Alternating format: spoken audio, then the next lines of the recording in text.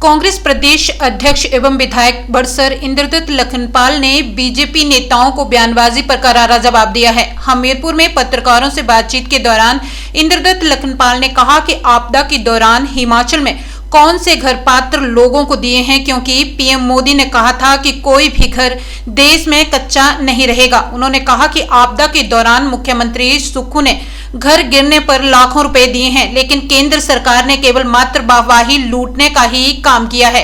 लखनपाल ने कहा कि बीजेपी सरकार के समय में तो डबल इंजन की सरकार थी, तो उस समय क्यों लोन लिया गया था, और डबल इंजन की सरकार होने के नाते लोन को माफ करवाने के लिए काम किया जाना था। लखनपाल ने कहा कि भाजपा पार्टी सुर्खियों में रहने के लिए बयानबाजी करते हैं। उन्होंने कहा कि भाजपा प्रदेश अध्यक्ष बिंदल के द्वारा बार बार फिजूल की बयानबाजी की जाती रही है। उन्होंने कहा कि आपदा की वजह से सारी व्यवस्था तहस नहस हुई है। उन्होंने कहा कि बीजेपी के विधायकों को प्रदेश के विकास की चिंता होती तो पीएम मोदी के पास जाकर पैसे लेकर आते। उन्होंने कहा कि प्रदेश की जनता सब जानती है कि किसे प्रदेश की चिंता है और किसे नहीं। जो भारतीय जनता पार्टी के तो नेता बोलते हैं हमने बहुत पैसा दे दिया, 680 करोड़ रुपया क्या बहुत ज्यादा हो जाता है। एक उन्होंने कहा जी हमने प्रधानमंत्री सड़क योजना में 2000 करोड़ रुपया दे दिया। तो आप मेरी बात बताइए, प्रधानमंत्री सड़क योजना कोई योजना के तहत पैसा आया, ना कि कोई आपदा के तहत पैसा आया। इसी प्रकार से जो एक उन्होंने कहा जी हमने 21,000 घर दे दिए। मैं पूछना चाहता हूं आपके माध्यम से बिंदल जी से और इनके नेताओं से, भारतीय जनता पार्टी के नेताओं से, कि वो कौन से घर दिए जो मोदी जी ने जब वो प्रधानमंत्री बने थे उन्होंने सदन के अंदर कहा था लोकसभा में कि मैं पूरे हिंदुस्तान में 2022 तक एक भी घर कच्चा नहीं रहने दूंगा। वो वाले घर दिए कि आपदा के घर दिए? अगर आपदा में घर आपने दिए होते तो आप माननीय ठाकुर सुंदर सिंह सुक्खू से सीख लेते, उनका अनुसरण करते। उन्होंने आपदा के समय जो लोगों के घर गिरे उनको 7 लाख रुपया भवन निर्माण के लिए दिया है। आप 1.5 लाख रुपया एक व्यक्ति को देकर बहुत वाहवाही लेने की कोशिश कर रहे हैं। ये कहाँ का न्याय है उन आपदा प्रभावित लोगों के साथ? छोटा प्रदेश है, पहाड़ी राज्य है, और अधिकांश जो हमारी योजनाएं हैं सारी केंद्र सरकार से चलती हैं 90-10 की अनुपात में। तो उनको चाहिए था, उन्होंने जो लोन लेने की हमारी एक सैंक्शन अमाउंट जो हमें मिलता था 14,000 करोड़ रुपया, उसमें कट लगा दिया। आप 6600 करोड़ से ज्यादा लोन नहीं ले सकते वर्ष भर में, जबकि सबको पता है कि हमारा अपना रेवेन्यू जो है वो इतना ज्यादा नहीं है प्रदेश सरकार का, और लोन के ऊपर सारी सरकारें चलती आ रही है। पहले जयराम जी ने भी लोन लिया है, डबल इंजन की सरकार कहते थे ये, इन्होंने क्यों लोन लिया? फिर अगर इनकी डबल इंजन की सरकार थी तो इनको तो चाहिए था कि वो लोन को माफ करवाते केंद्र सरकार से और आर्थिक पैकेज लेकर आते, तब कुछ नहीं किया। ये तो उल्टा चोर कोतवाल को डांटे जैसी बात है जो ये बातें कर रहे हैं, इनका कोई औचित्य नहीं है।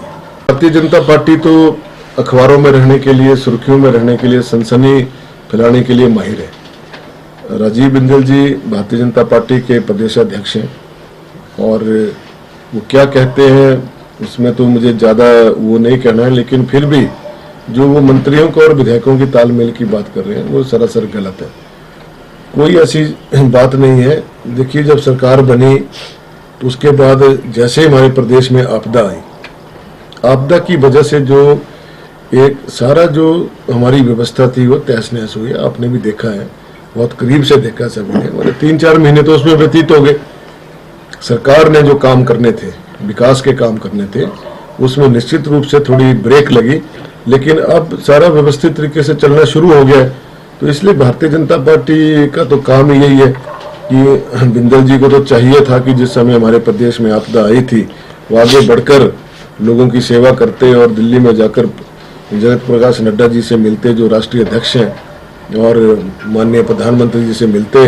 जब हमने मांग रखी थी कि हमें आर्थिक सहायता दी जाए, राष्ट्रीय आपदा इसको घोषित किया जाए। यदि राष्ट्रीय आपदा आप घोषित नहीं कर सकते, लेकिन राष्ट्रीय पैकेज तो, आर्थिक पैकेज तो दे सकते थे, जो उन्होंने नहीं दिया। जब सदन में चर्चा हुई मानसून सत्र में 3 दिन तक चर्चा होती रही, माननीय मुख्यमंत्री संकल्प लाए, विपक्ष के नेता संकल्प लाए, और उसको हमने क्लब करके जो है 3 दिन तक चर्चा की सदन में। उस समय ये लोग कहाँ थे?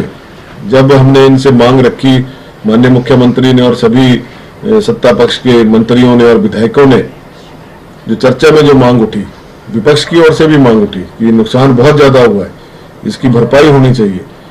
50 साल पीछे चला गया प्रदेश, 10 साल पीछे चला गया, ये उन्हीं के शब्द थे, सदन के अंदर रिकॉर्ड है। तो जब हमने माननीय मुख्यमंत्री महोदय ने अंत में जब उत्तर देना था और समर्थन मांगा भारतीय जनता पार्टी के विधायकों से और विपक्ष के नेता से, तो वो मूक दर्शक होकर बैठ गए, चुपचाप बैठ गए, उन्होंने कोई समर्थन नहीं किया। यदि उनको प्रदेश की जनता के विकास की इतनी चिंता होती, उनके जानमाल की इतनी चिंता होती, तो माननीय प्रधानमंत्री महोदय के पास जाते, वहां पर वो पैसा लेकर आते प्रदेश के लिए। इस तरह की बेबुनियादी बातें करने से जनता सब समझती है कहां पर क्या कमी रही है।